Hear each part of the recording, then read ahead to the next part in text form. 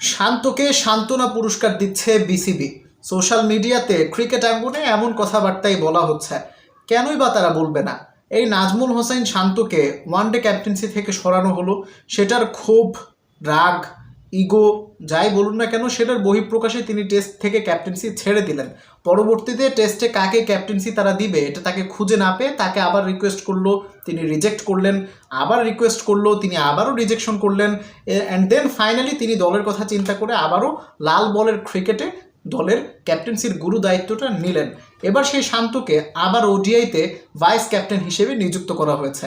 তাই অনেকে বলছে এটা আসলে অনেকটা সান্ত্বনা পুরস্কারের মতো। তবে সত্যি কথা বলতে গেলে আমার কাছে মনে হয় ওডিআই টিমে যখন ক্যাপ্টেন মিরাজ থাকে, মিরাজের চাইতে বেশি ক্যাপ্টেন্সি আসলে শান্ত করে। ইনফ্যাক্ট তারা খুব ভালো বন্ধু।